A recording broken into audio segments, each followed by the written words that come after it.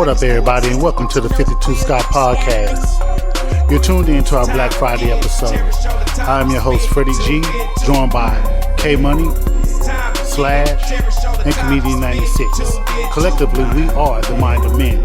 Don't forget to follow us on X, formerly known as Twitter, at 52 Scott Podcast, on Instagram and Facebook, the 52 Scott Podcast, and for all my YouTubers, don't forget to like and subscribe. And welcome to another Black Friday. Okay, if you're a first-time listener, thanks for tuning in. If you are a faithful listener, by now you should be familiar with the podcast rotating format.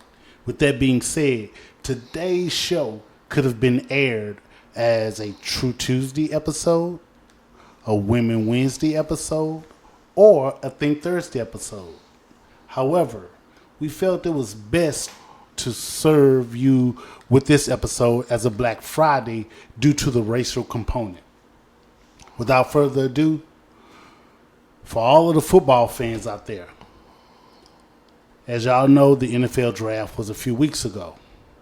And while I enjoy watching the newest crop of young black millionaires, I couldn't help but notice that most of the draftees had a white woman sitting close with the family.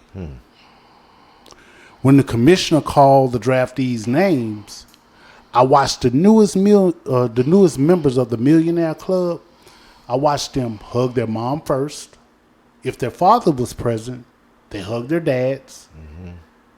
But what really caught my eye is that after hugging mom and dad, a lot of those young men turned and hugged the white woman sitting next to them.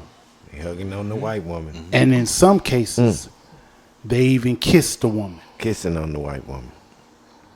Today I want to share a story about an interracial kiss that caused physical abuse and mental trauma. In October 1958, Sissy Marcus, an 8-year-old white girl, told her mom she had kissed 9-year-old James Thompson and 7-year-old David Sampson, two black boys, and she kissed them on the cheek. She had seen both of the boys with her, with their childhood friends or whatever, and she recognized James when he would accompany his mother to their house because James's mother worked as a maid for the family. Now, when Sissy told her mom, which her mom's name is Bernice Marcus, that she kissed the boys, her mom got mad and washed her mouth out with lye soap. Her mom called the police and accused the boys of raping her daughter. The police unlawfully detained the two boys and refused to allow them to see their parents or legal counsel. The police beat and threatened the boys in an attempt to get a confession. After being jailed for about 3 months, the boys were charged and convicted with molestation. The judge sentenced both the boys to the North Carolina State Reform School until the age of 21. Their mothers were fired from their jobs as maids, and in the NAACP, they relocated the moms to a nearby town for their safety. Now, the story itself made international news, and the U.S. government suffered embarrassment and shame from the stories. So in 1959, which was a few months later, the North Carolina officials asked the boys' mom to sign a waiver to obtain their release. However, the boys' mom refused to sign the waiver for their release because the boys would have had to admit that they were guilty. So mom didn't want to sign the release. 2 days after that,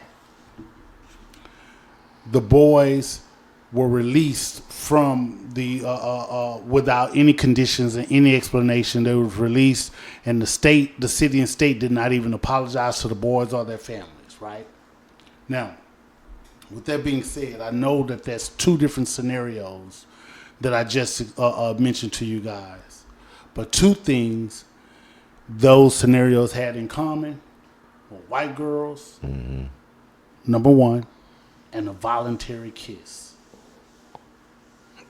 So with that being said, I want to ask y'all, what race is more acceptable of mixing? Is it the black race or is it the white race?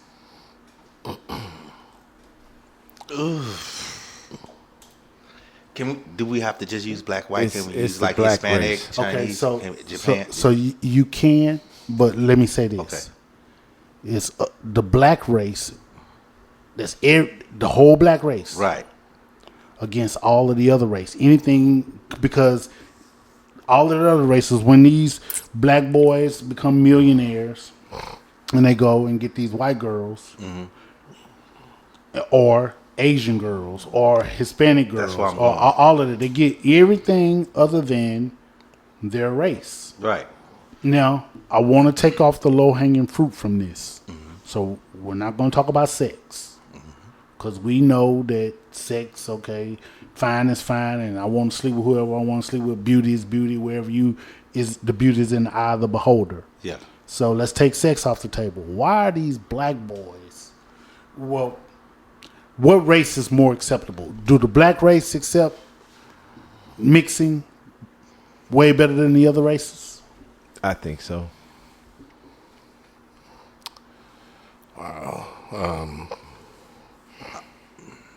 I think it's so. 50-50.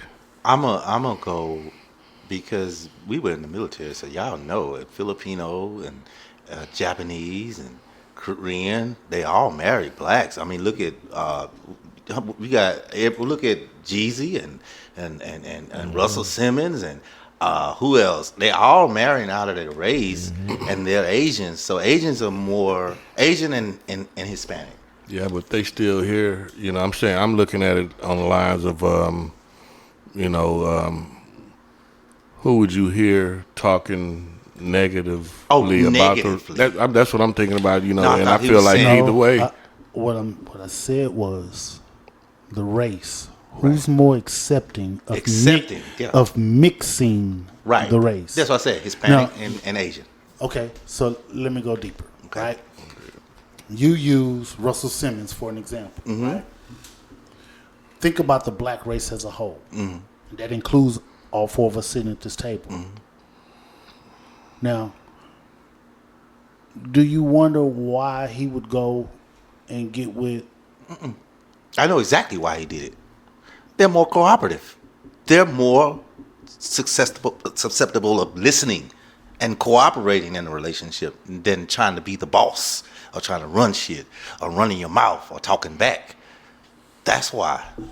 They're more cooperative. That's the simple answer. Okay, so you think that these rich men prefer to date outside their race, and again, this is more because they're more cooperative. Yeah, rich men prefer cooperation no matter what race it comes from. And they can't find that in the black race. It's very hard. They're more submissive. Yeah, Is that the submissive, word? cooperative. That, you know what I'm saying? Feminine, friendly, cooperative, submissive. Those last three is hard to find. And, well, all five really fit feminine and friendly. All of them. They're really hard to find. All five of those traits in a woman. It's So hard go back to what I mentioned about the draftees, right? These young black millionaires. Do y'all think that those white girls, when in college, was shooting at the black boys, Yep. the black guys? Yep, they were trying to get married. Okay, they shooting at them, right, to get chose, right?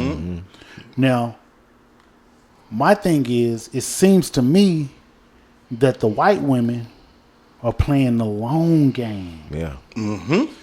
And the sisters could possibly be like, well, shit, you ain't got no money now because, professional ain't guaranteed. Yeah, right. Shit, you ain't got nothing, and you ugly, and you play line, and you big, and Yeah, sloppy. Sloppy, yeah. Yeah, I ain't fucking with you. yeah. And then when he hit, Now you now it's like, okay, too late. You got something, Yeah. but I don't want to spin my wheels if you ain't doing nothing right now. I don't Right. know. You ain't the pros ain't guaranteed, but it seems like the white girls are playing the long game. Yeah. Yep. The insurance Yeah, it is. It's, and the house notes. Well, the game is changing now that these college kids can get their endorsements in school now. So So take that off the table take it off the table. because it was happening before then. facts. It was happening before then. Facts. The problem is I hate to say our own race, we like to chase the bag first when we should be trying to. You really should be, while you're in college, you should be dating to marry while you're in college, but that's not what's happening. Most, not all, but most black women think, okay, I can go do this by myself. Let me get my career together, get this straight, then I may get married and have kids, and that's not the way it's supposed to go. But, So at what point? Let's take athletics off the table. Now I know I mentioned I watched these young black millionaires coming into the game and they hug mom and dad, and there was always one white girl right there, right? Let's take athletics off the table. We're in college. So that tells me if you're in college, I know everybody ain't graduating from college. But what I can say is you have to get accepted in college. You have to do something to get accepted, right? And so it still seems to me like some of the white women play the long game when it comes to, oh, you major in such and such. And they start dating these black guys in college where it seems like a lot of sisters may not be going after these guys. Now, I ain't saying they ain't fucking, and partying. But like trying to find that guy in college. Long term. right, Yeah, long they term. looking Yeah. for that. Yeah. Trying to find the one. That's Where them not white where they girls at. go in there and they be looking for husbands. Yep. Because they live in a 2-parent household, most of them. Right. You know what I'm saying? They seeing this at home. They know how it's supposed to go. Well, there's no rule to it. So, they just seeing the way that it's done in their household and, they You know saying what the to go for. white girls? Yes. Yeah, most of them. That's what I'm saying. They have the role models from their parents, and they know it's supposed to be a man and a woman in the house and the children. They know how it's supposed to go, so they have a blueprint already. Yeah, their parents met in college. Yeah, so they know. Shit Okay, like that. this is You know what what I I'm got to saying? do too. So they're more likely trained to do the same thing. To whereas most black women are raised in a single family. Baby, go out there and get that. You don't need no man. That's what they hear. You don't think this generation is different, where it's more No. more Well, you got to think. 2-parent households now? No, I think it's worse now. I think it's more one-parent household because we were probably, our parents were one of the ones who were telling the ones our Well, age, girls, you can get it. You But can I'm get it. saying, our generation, we definitely came from single-parent households, but I Right. think more fathers now are stepping up, But think about how many girls have stepped up. in our class are still single. See what I'm saying? No, I'm speaking of like say your well, how old is your daughter? My daughter's 16. Okay, So my oldest is 30. So yeah. Okay. But okay. So what I'm saying is, look, okay, you just said that we grew up in a single parent household. But if you think about our classmates, females, even the males, most of us are not really married. You get what I'm saying? So it's kind of like a trickle down effect. Are we doing it to our generation? Are we teaching our generation, the ones that are single, that this is not the way it's supposed to go? Well, some of these 2-parent households, or these 2 parents are the same sex. So and how that's does that work? another problem. That's what I'm saying. Yeah, and you making How does thinking, that work? Yeah, you raising a kid thinking that's normalized. So Right. now they're growing up thinking I'm supposed to date a woman, It's- or I'm it's- supposed to it's- date a man. You get what I'm saying? So you got that going on. So It's a lot. they got a lot. These kids today have a lot working against them. too many choices. Yeah. Pansexual. Yeah. Pansexual. Yeah. Isexual. iPhone. Oh, that's a phone. So bottom line, I know that you can love whomever you choose to love. right? But a part of me feels like it's more than just, once these young black men get all of this money, a part of me feels like it's more than just sex that's drawing them to date outside their race. Part of me feels like it's not all about submissiveness, because I think that when it comes to submissiveness, I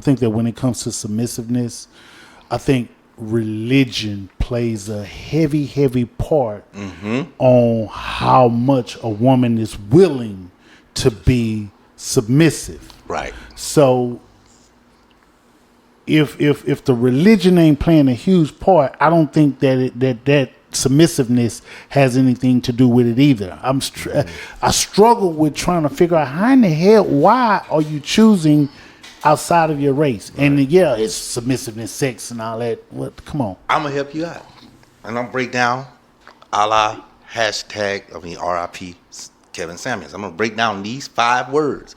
Most women, black women, I hate to say it, do you see a lot of them in the gym? Fit. We're gonna start with fit. Do you see a lot? Even after they get into a relationship, they get comfortable and don't go anymore. Man, I'm gonna let you do the other 4. You said 5. But I gotta touch on that. Yeah. I want you to touch on. That's what I'm saying. I'm gonna go through that first one. Man, them white girls I seen standing next to them no damn white girls ain't in no goddamn gym. But now, who you see more? No, in the I'm gym? talking about this draft. When I seen this draft, and I'm watching these white girls, some of these damn white girls were Instagram white girls. Okay. All right. There ain't no goddamn gym. Cool. They're not in the gym. I give you that one. Feminine. Who's more feminine? Black girls or white girls? Hispanic girls or Asian girls? Okay. So okay. I know the definition of feminine in my own words, but I need you to help me. Which race will be more stupid to jump in your face like they gonna whoop you? That's what I mean. Like they gonna. I think I'm gonna be honest with you. Low hanging fruit, because I'm in my own community. It's easy for me to say a black woman, but I will tell you this. I've seen an Asian. I will tell you this. If you ask a Hispanic man about his woman, same thing. He'll tell you. Oh, she's local home. Because they be fighting. You're right. So Puerto Rican, you're right. So when you say that, you can't just put on. Okay, so hold on. The country redneck guy. But I'm talking about majority. No, see, I still can't, because here's why. Because I'm only in my community, right, and what's in my vicinity. But I can tell you, for just as many You've been black all over the world, for man. just You've as been many, all over I know. the world. That's what Come I'm on, telling man. you. For just as many black women I see act a certain way, there is a Hispanic woman that I've seen act a certain way. Okay. I agree with you, but I'm almost 100% certain that the black women got. How you gonna agree with me and be 100% certain? I don't know. It's like is the question who's to do it the fastest? Is this agree to disagree? I guess what you call that. I agree to disagree. I guess. So is your question on who would jump fast? In your face, yeah. Like they gonna whoop the quickest. The quickest. I mean, because like Freddie G said, they all probably would do it, but I can imagine the black. Let me tell you this.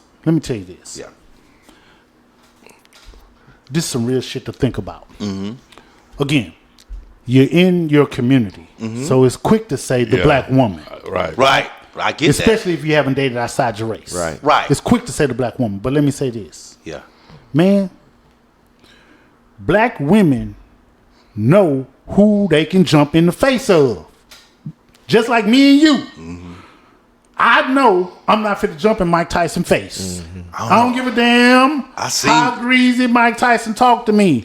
I'm gonna shut up. I ain't saying nothing. Okay. So you think, man, women know who to jump in the face. And usually, if a woman is hitting on you, that's because she knows she can hit on you. Exactly. Right. You know, now I don't want to turn this into a Women Wednesday show. It's not. Okay. So, the next one. Fit, feminine, now friendly. Most of our black women, are they all friendly? I'm just being honest. Well, here's the thing. Here's the thing. I think that black women are more friendly than white women. I'm gonna tell you why. I'm gonna tell you why. Yeah. White women, if you ain't got that money, you don't look like you got that women. They nervous and scared of you. I've never had. Let me put to you. Listen, Profiling. Yeah, they scared. I don't think I've ever had a black woman approach me and start a conversation unless they were trying to sell something. I've had a white woman, a Hispanic woman, to approach me to trying to holler. I've never had that from a black woman. Man, So, let me tell you. Maybe. Man, Friendly, black friendly. females do try to holler at black men. They do. They don't. I didn't say they. don't approach I didn't. you. Yeah, they don't They approach don't me. approach They don't you. approach me. Yeah, I'm not saying they don't. I didn't say you. I didn't say You Slash. said I that didn't say you K never Money. had it. I never Yeah. had it. I just Okay, told you. but I'm speaking of the community. Let me stop lying. I have had it, but I've had it from other races way more. I'm speaking of the community. Yeah. They don't approach you. Yeah. Okay. Well, whatever. Community. Okay, let's do it this way. Us four, we're a community. Okay. 3 of the 4 say black women approach. Okay. So we're that community. means that 75% 75% of the of community, we is being winning. approached by black women. Okay. Now we at 15 cooperative. Are most black women cooperative? So wait a minute. This is your 4th or your 5th? That's the 4th. That's cooperative. Fit, feminine, friendly, cooperative. So how do you feel you did on those 4? I don't feel like arguing with you, but and for the sake of the show, but because we'll be here all day debating on this. Okay. So let me. I want to see if you can go with cooperative. You think all black women are cooperative? No, I don't think all women are. People are not. All people are not. Period. Why? Period. No. Listen, he didn't make a phone call to Candace Owens because he just answered everything perfect and submissive. Okay, most black women think submissive means slave, and that's not the case because men can be submissive just as well. Listen. Do you think all black women are submissive? Not all, but most. No, I don't think all black women are submissive. I don't think all Hispanic, white. I don't think all of them are submissive. None of that. Mm-hmm. Here's what I would say: the submissiveness. I'm going to repeat something that I said earlier. Mm-hmm. I think when it comes to submissiveness, religion plays a heavy part. So, however, religion, in regards to this woman's life and how in tune she is with religion and how what her religious, she is more apt. That woman is probably more apt to be more submissive than a woman who's not really religious in that way. Get him, because we gotta disagree. Because you know, our black women, when they hear submissive, they think slave automatically. Am I right? Slash. You know what? I don't want to, because both ways they differ. Certain women gonna understand what the submissive party is. Right, it's not and that, some yeah. women just not gonna understand it. Exactly. So it's kind of a 50-50 situation when you Exactly. get to that. You know what I mean? Yeah. For me. And again, that goes back to the religion aspect of it. Cool. Okay, so with that being said, I'm going to segue and to my black fact you can't take back. So my black fact today is Steve McNair. Steve Air McNair was an American football quarterback who played in the National Football League for 13 years. He started his first 2 seasons with the Houston Oilers before the team relocated to Nashville, Texas. Steve McNair would become the first franchise quarterback in Tennessee Titans history. He also played 2 seasons with the Baltimore Ravens. McNair was named the 35th greatest quarterback of the NFL postmodern era, according to Football Nation. McNair's jersey number was retired by the Tennessee Titans. McNair was inducted into the Black College Football Hall of Fame in 2012 and the College Football Hall of Fame in 2020. On July 4th, 2009, McNair was found dead from multiple gunshot wounds. Along with his body was a 20-year-old woman named Sahel Kazemi in a condominium rented by McNair in downtown Nashville. McNair, who was believed to be asleep on the couch when the shooting occurred, was shot twice in the body and twice in the head. After killing him, Kazemi sat on the couch beside him and shot herself in the temple. Both were pronounced dead. McNair was 36 years old and Mackenzie was 20 years old. This concludes another dope episode of Black Friday. Tune in next week for Music Monday. Don't forget to follow us on X, formerly known as Twitter, at 52 Scott Podcast, on Instagram and Facebook, the 52 Scott Podcast, and for all my YouTubers, don't forget to like and subscribe.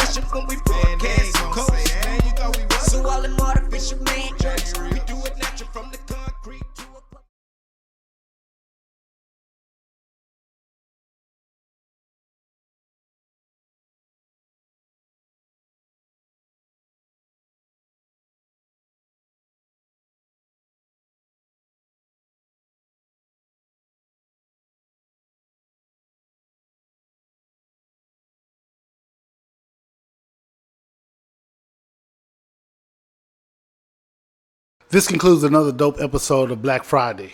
Tune in tomorrow for Music Monday. Don't forget to follow us on Twitter at 52 Scott Podcast, on Instagram and Facebook, the 52 Scott Podcast, and for all my YouTubers, don't forget to hit that like and subscribe button. And remember, the only way we grow is if you let them know.